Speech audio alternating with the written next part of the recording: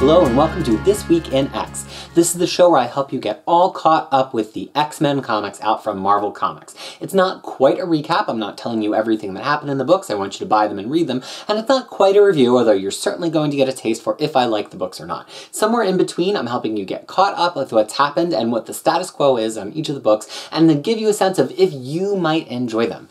In the process of doing that, there are sometimes spoilers for what has been happening in the arcs leading up to the current one, but anything that's major, any big cliffhanger, I will do my best to spoiler warning at the bottom of the screen so you have a chance to avoid the spoiler if you don't want to know. But the point is to get you caught up, so I'm going to tell you what's happened in recent plots. This week we have 4 books to talk about. We've got issues of Iceman, Rogue and Gambit, X-Men Gold, and also the first issue of X-Men Red. I said last week that I thought we'd have an issue of Venom as well, but it turns out Venom is not quite ready for its crossover with X-Men Blue. The first chapter of that will be in the next issue of Venom. Our first issue today is Iceman number 10.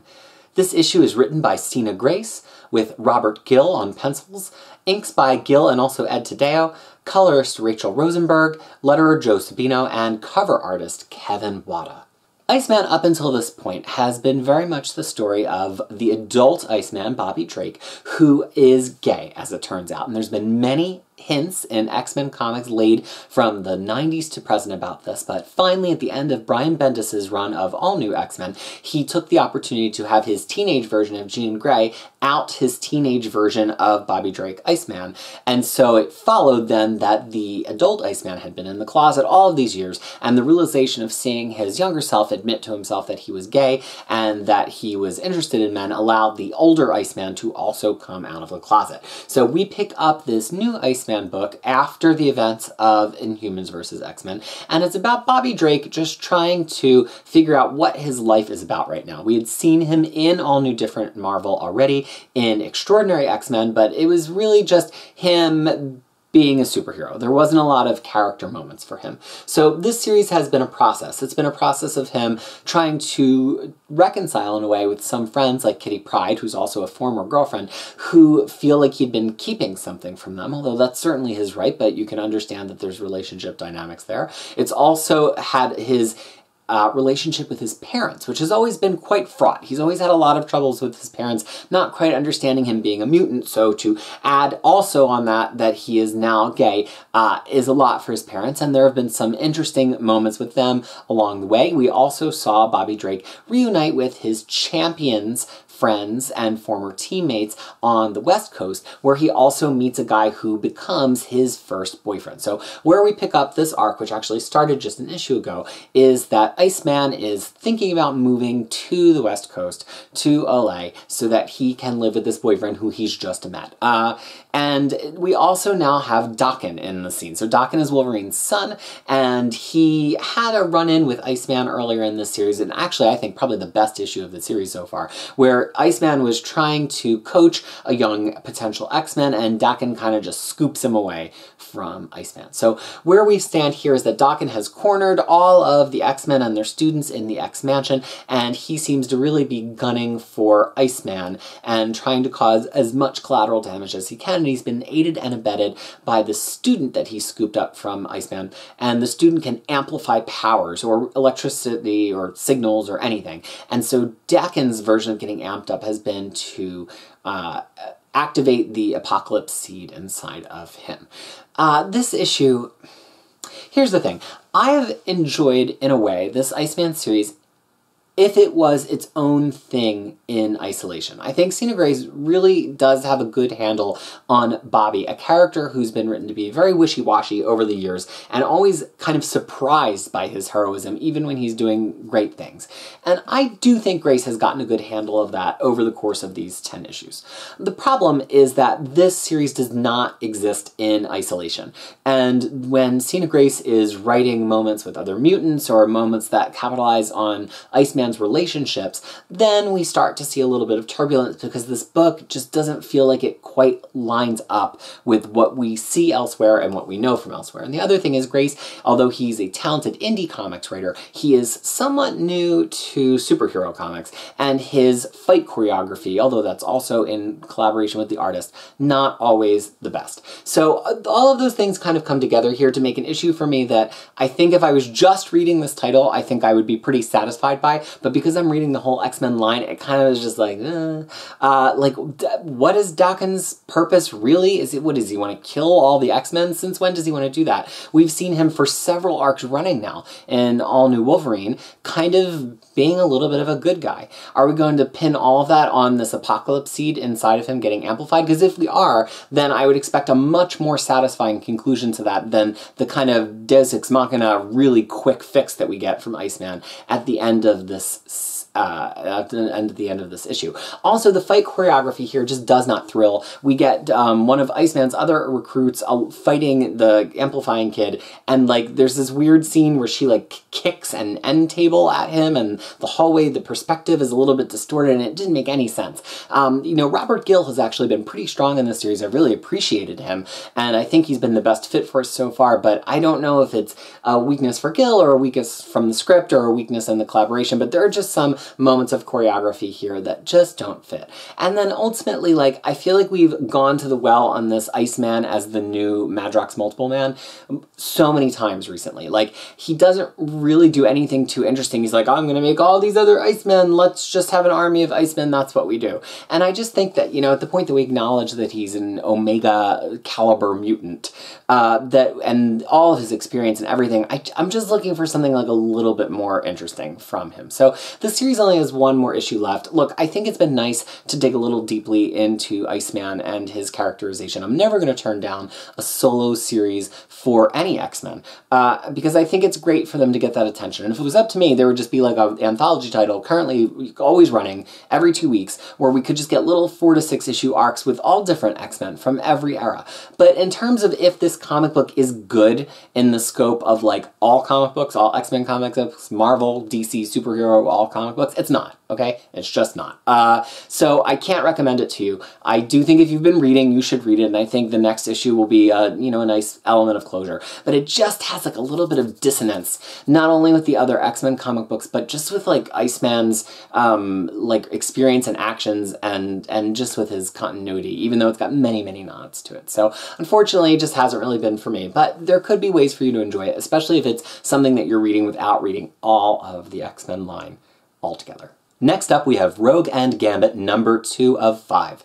This issue is written by Kelly Thompson with line art by Perry Perez, color art by Frank D'Armata, letters by Joe Caramagna, and a cover by Chris Anka. This series, what to tell you in terms of to catch you up to this? I guess to just have a sense that Rogue has not really been a part of the X-Men ever since Secret Wars. She starts in Uncanny Avengers after Secret Wars, which is where she had been previously, although she had also starred in some of the supporting X-Men books. And she really becomes like the driving character of Uncanny Avengers, to the point that she's really kind of the leader of the team at the point that the book ends, and she's currently in Avengers No Surrender as one of the main characters. So Rogue has really become, over the course of 2013 to present, an Avengers character who occasionally moonlights in X-Men's comic books. And even if you're going to say that Uncanny Avengers is as much an X-Men comic book as an Avengers comic book, Rogue appears now in other Avengers comic books. So she's an Avenger.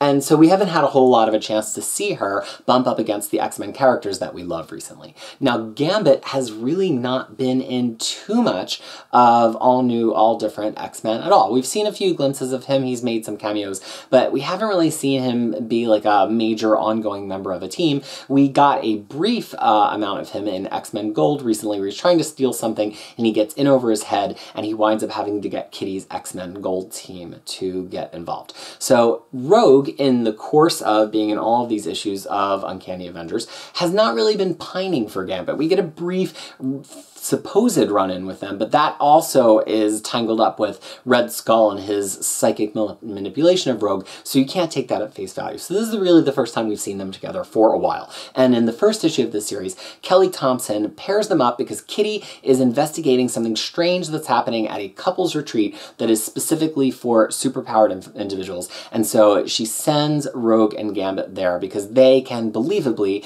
be a couple that's having friction, since they are, in fact, a couple, even if it's a former one, who is having friction. So as for this issue, Kelly Thompson, I have to get my bias out of the way early. She's really one of my favorite writers. I kickstarted her novels. I buy all of her comic books.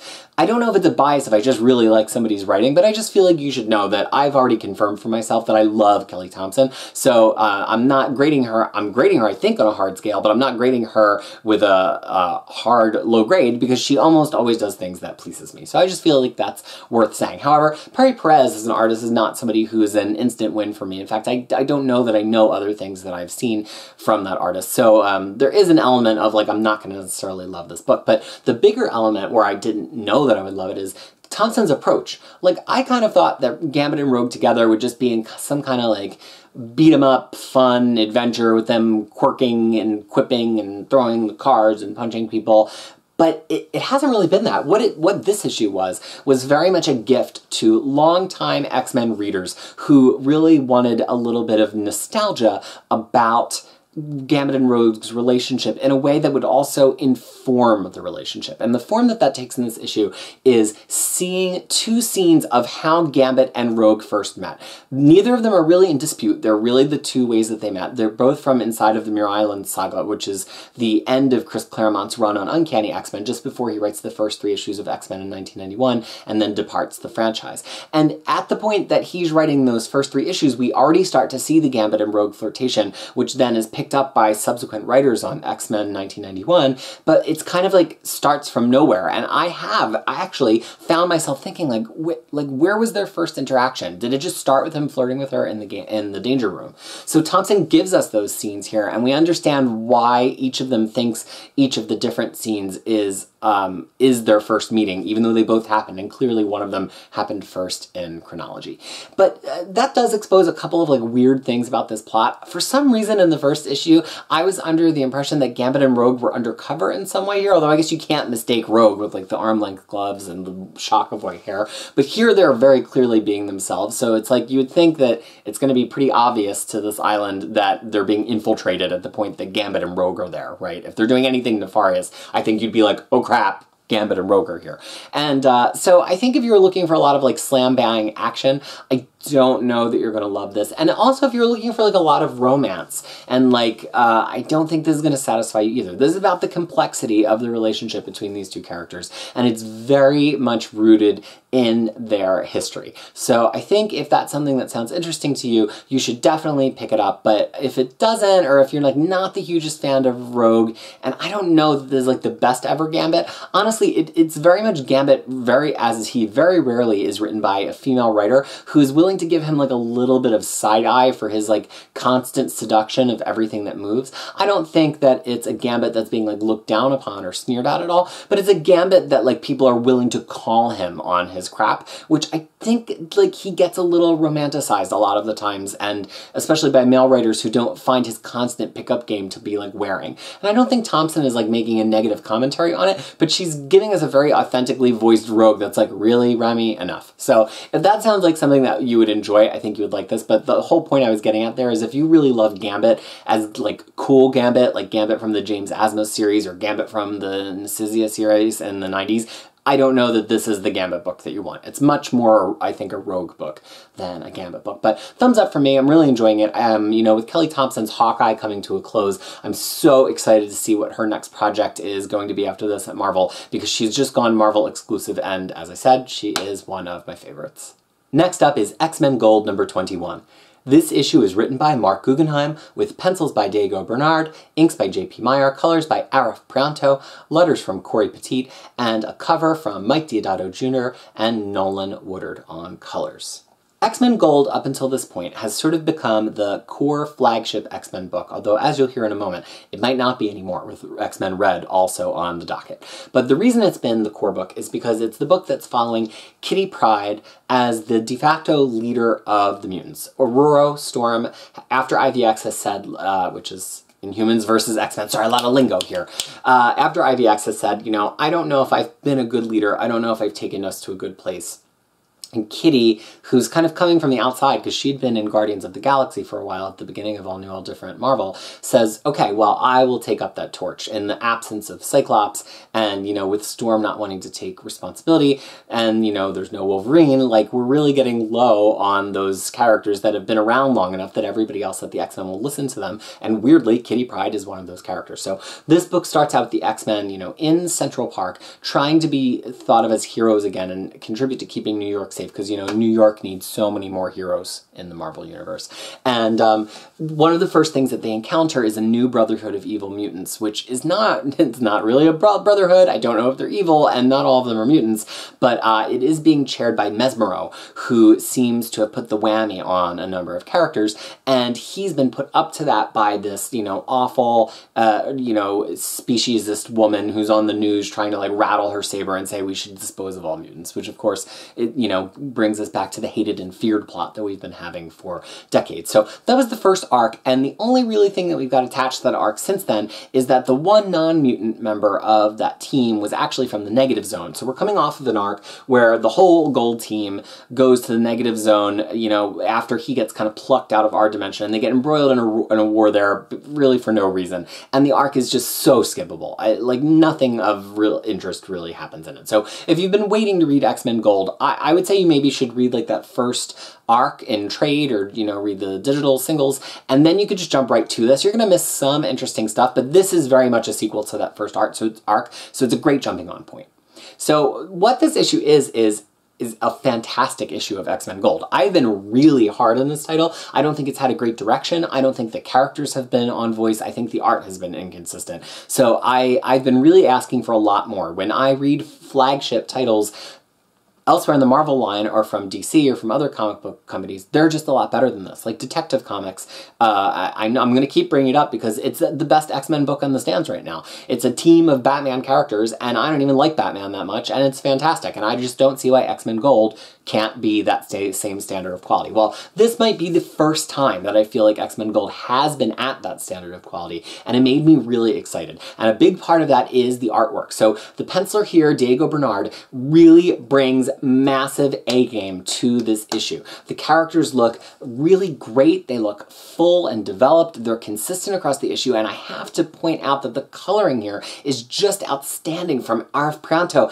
It has texture to it, and it has depth to it. It's not just glossy or shiny, and it's not just kind of like wan and faded. It's making really specific choices about how to depict these characters in different scenes and different lights, and it lends the book a lot of depth. And I love that from a colorist. I think, as you'll hear me say again and again, the colorist has the most control over the consistency of a series, and if this is the kind of work we're going to see here, I think the series is going to get a lot more consistent. Of course, it's not just that the art was good. I think the story is good. Part of it is that we get to follow that Brotherhood of Evil Mutants in what's happened since they were captured. And I think that's something that a lot of other superhero titles spend a lot of time on, particularly Spider-Man tends to like follow what happened to all the Spider-Man villains. And in X-Men, sometimes there's the sense of like, where did those villains go after that? And I don't like when villains are just killed. I like when it's part of a greater story, and we really get that here. And so I was a fan of that, and I was also a fan of the voices that Guggenheim finds for the new Pyro and the new Avalanche, and how they're like not entirely into this, and they don't know how much they can trust Mesmero. Now, the other thing I liked here is that we get some decently voiced moments with the characters on the team. The first of which is Old Man Logan actually stepping away from the team, and it makes a lot of sense. He says he's going to go to Canada and Japan, and so we see that this actually must come before the two Ed Brisson arcs in Old Man Logan. So great. I always love when there's some internal consistency. I just think this is an issue that kind of feels like it's on the right track, feels like we're going somewhere, and it feels like the characters are kind of like acting themselves. And what winds up here is that, you know, there's the chance to face off against this Brotherhood again. Kitty needs to assemble a team in a hurry. She doesn't have Logan available to her. Magma wants to get involved because she was roped into the Brotherhood the first time around, and Kitty just has this gut feeling of a strategist or a tactician that she's not putting together the right group of people to thrust into this dangerous environment. And sure enough, that is what bears itself out when they get there. And so now Kitty's kind of on the back foot, and the Brotherhood has the upper hand. And I think that that's an interesting development. It was a really good use of Kitty and of all the other characters. And I'm actually, probably for the first time, really excited to read more of X-Men Gold. So good job, creative team. I'm not here just to hate the comic books. I just want to like good comic books, and I want you to like good ones too. And I think if you've been waiting to read X-Men Gold, you could pick this up. But I think you need to hear me talk about X-Men Red before you decide if you're going to be picking up a new X-Men team book, what that will be. The final book on our list today is a doozy. It is a third main X-Men title, X-Men Red, and it's called X-Men Red because it is being headlined by a newly resurrected Jean Grey back in comic books for the first time in about 15 years. X-Men Red was written by Tom Taylor with artist Mahmoud Asrar, colorist Yves Forcina, and letterer Corey Petit. The cover is by Travis Charest, an old favorite of mine from Wildstorm. He made his debut in comics, I believe, in Jim Lee's Wildcats back in the 90s, one of my favorite series. There is so much to unpack about this issue, and not so much about what leads up to it. What leads up to it is Jean Grey's back.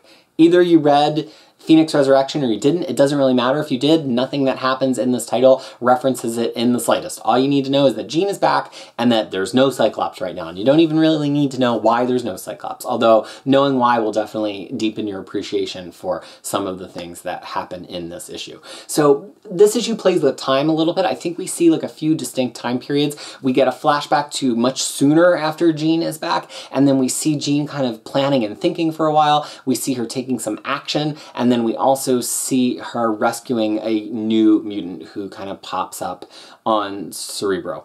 And there's so much to say here. So the first thing is to say, somebody asked in a group that I'm in today, who are the holy trinity of X-Men, right? In Avengers, there's always this sense that it's Cap, Thor, and Iron Man, and Marvel even call them the Trinity.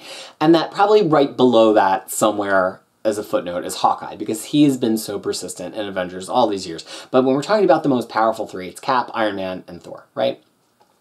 So who's the holy trinity of X-Men? Clearly, it's Cyclops and Wolverine, but who is the third? And Storm, over the past few years, has gone from like squad leader to leader of mutants, and I think it would be easy to say Storm. But there's no Cyclops or Wolverine right now, so Kitty has stepped up, and we found that this third person is Jean. Now that makes sense, like why wouldn't it be Jean? Why wouldn't it have ever been Jean? But we didn't ever really see Jean too many times in an outright leader position. She's always like an advisor, she's always trusted, but it's very rare to see Jean just like outright lead a team. I know it happens in one time, I'm trying to think of in Eve of Destruction, and she kind of is a little bit of the de facto leader a few times in New X-Men. And I just know from my understanding of who Jean is, and that she leads from empathy, and she leads from like a certain stubbornness that like her will, and not only her psychic powers, but her willpower is going to be the thing that leads the day and wins the day. And so I expect to see more of Jean as a leader, and this series, Tom Taylor just gets it right so quickly and a pretty, in one issue. She gets it right because Jean takes action, and she takes action from a place of her heart. And in that process, we get just a heartbreaking little one-page scene between her and Nightcrawler. Nightcrawler is not one of the first people you would think of when you say, who is Jean Grey friends with? Most people would probably say Storm. But Nightcrawler did spend time with Jean on that classic team. And they've known each other for a really long time, and they just have this moment that like broke my heart for a second because I've seen it so rarely. So that was amazing. And we also get Jean speaking to the United Nations, which to me gave me like hints of the old Bryan Singer films, which I think took Jean in the first two pretty seriously and elevated her to the position that we all knew that she should occupy. And part of that is maybe why a lot of us really like those films, which now seem kind of slow in retrospect, but it really had a powerful Jean. And that's how she feels here. Now, I don't want to say that this is a perfect comic book. There are some issues that I had with it.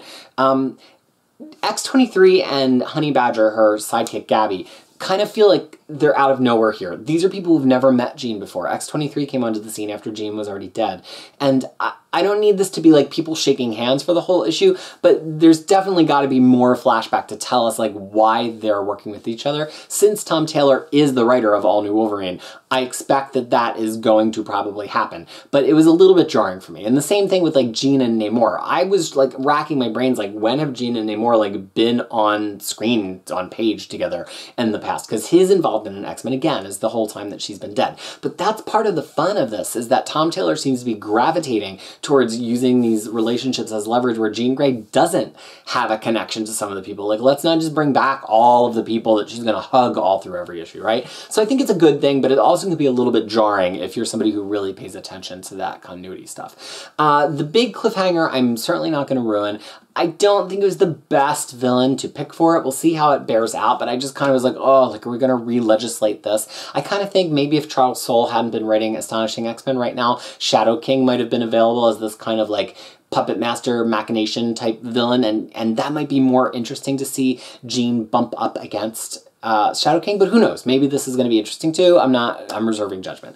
The one thing I'm not reserving judgment on, though, is I don't think Mahmoud Asrar, I don't think he's the right artist to launch this book. He draws some really great figures. I think he does really detailed work. And then we get to the faces, and it seems as though he's like drawing the faces that are in the deep background of the book in the middle of a splash page. And like, the faces never look right. This has been my problem with him all through his work on Avengers, and it continues to be a problem here. Like, I didn't go into it thinking I want this to be a problem. It's just not great. I don't understand how he's the top tier of Marvel artist right now. I've seen him be good in the past, like on Supergirl and DC New 52, and I get that a lot of the really good mid to top tier artists are on Avengers No Surrender right now, which is shipping 16 issues in 3 months, so they need to hoover up a lot of artists for that. But I don't think the art here is great. It's not bad, but it's not great.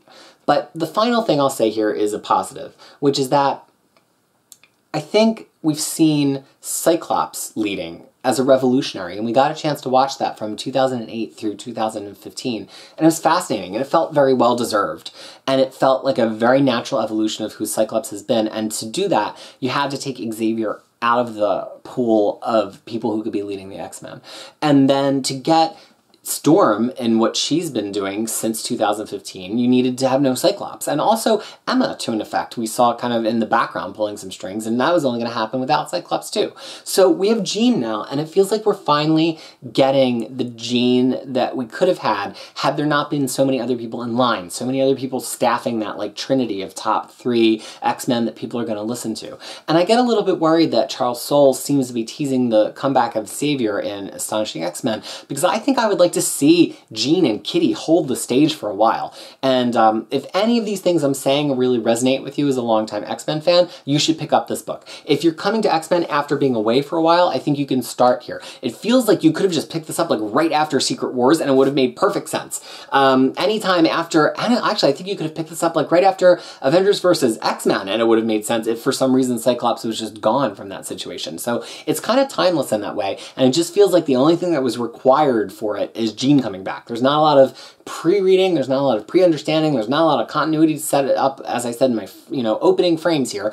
As long as you understand that Jean is back and Cyclops is gone, it's going to make sense. So high recommendations for this, even though I have some reservations about the art. Tom Taylor has been spectacular on All New Wolverine, and he's also been amazing on Injustice at DC for many years, and I think if there's anybody who's going to write a fantastic, coherent X-Men flagship team, I think it's going to happen here. And note the cleverness of not having like Astonishing, Extraordinary, whatever, who, whether you think they're all equal or not, we have all developed a hierarchy that Uncanny is always at the top of in terms of which of these titles are important. These are just red, gold, and blue, and maybe we'll get other colors. Maybe we'll get black, maybe we'll get green. Who knows? But this is red, and it's red because it's Jean Grey, and I think you should definitely pick it up. That's it for This Week in X for the X-Men comics that came out on the 7th of February, 2018. Tune in next week when we're going to be talking about a slate that includes Cable, Old Man Logan, Weapon X, and X-Men Blue. Thank you so much for watching and commenting, liking, subscribing to the channel. That's what lets me know that this is the kind of series that you want to see more of. And remember that I am blogging all the time about comics and also about my adventures in New Zealand on crushingcrisis.com. It's been my home since 2000 and continues to be the headquarters for all of my material on the web. So thank you so much for watching. This has been This Week in X from Crushing Comics.